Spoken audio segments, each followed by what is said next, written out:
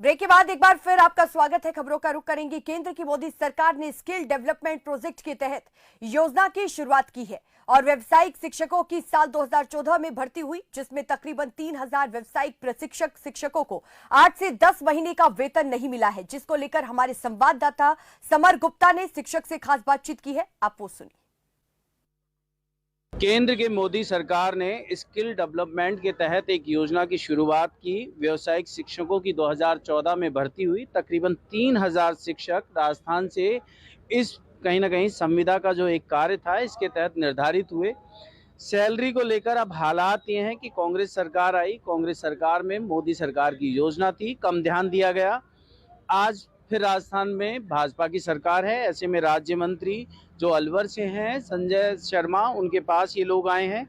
इन्होंने इस बात की कहीं ना कहीं शिकायत की है कि इस योजना के तहत जो शिक्षक यहाँ पे व्यावसायिक संविदा के तहत लगे हुए, उनको 6 से 12 महीने की सैलरी नहीं दी जा रही, और जो परमानेंट करने की बात कही थी उसका भी कहीं ना कहीं अब तक कोई सॉल्यूशन नहीं निकला है। कांग्रेस सरकार के दौरान इनके साथ कई बार ऐसा भी धोखा हुआ कि इन्हें निर्धारित शुल्क, जो कई तरीकों से वैध नहीं कहा जा सकता, वो भी दिए जाने की बात कही गई। ऊपर तक सचिवालय तक गए, मामले को लेकर इधर उधर भटकाया गया, पैसा खर्च हुआ, हाथ क्या लगा, 0 बटे सन्नाटा। लोग हमारे साथ हैं, इनसे जानते हैं। सबसे पहला सवाल, क्या सोचकर आप लोग इस जॉब में आए थे कि रोजगार मिलेगा? आज क्या स्थिति है? सर, हम ये सोच के आए थे कि जो हमारे पास हुनर है, जो हम इस गरीब बच्चों के लिए हम वो सारी चीज़ें दे सके जिससे कि ये कभी बेरोज़गार ना घूमें। पढ़ाई करने के बाद भी कई बच्चे बेरोज़गार घूमते हैं, तो हम सब लोग लगे हुए हैं। हमने एक स्किल डेवलपमेंट, यानी कि एक हमें बहुत अच्छा स्किल है और हम वो स्किल उन बच्चों में दे रहे हैं सर। और अच्छा, वो डेवलपमेंट की बात हुई, आप लोग भी रोजगार की तलाश में होंगे। रोजगार के बाद अब जो स्थिति है, कितने महीने सैलरी नहीं मिली? सर, हमारी 10 से 12 महीने हो गए और सर इसमें अधिकारियों के साथ साथ जो कांग्रेस सरकार थी वो दोनों का मिली भगत थी सर। और अधिकारियों से कहते हैं तो वो कहते हैं कि हमें इस चीज़ का नहीं पता है, तुम्हारी सैलरी को हम नहीं दिला सकते। जब हम उनसे कहते हैं कंपनी वालों से, तो वो कहते हैं कि हमें सरकार ने पैसा नहीं दिया और हम तुम्हारी सैलरी कहाँ से दें।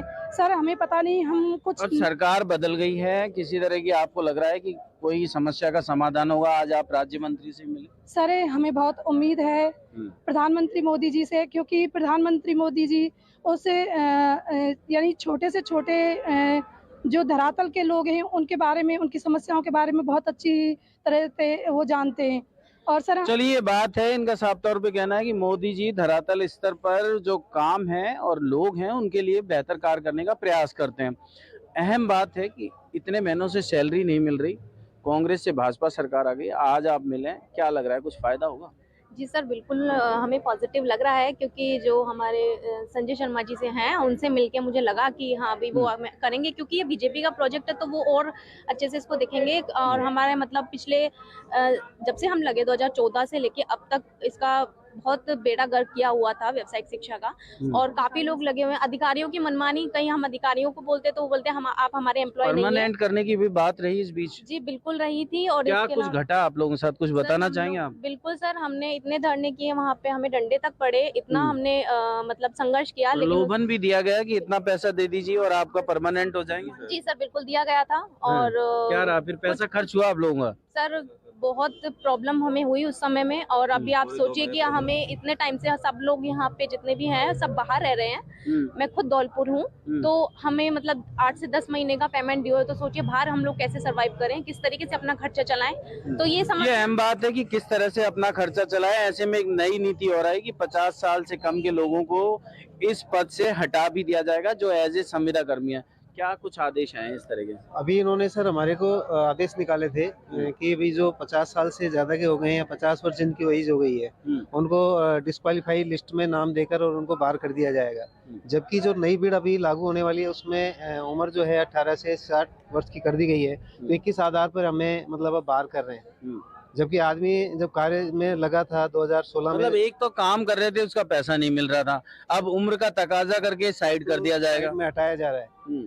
जबकि हम लगे थे उस समय सही थे, 9 वर्षों से हम लगातार अपनी कंटिन्यूअस सेवाएं दे रहे हैं, और अब ये कहा जा रहा है कि भाई आप जो है इस समय उम्र के अंदर नहीं आते हैं, तो आपको यहाँ से मतलब वंचित कर रहे हैं हमें।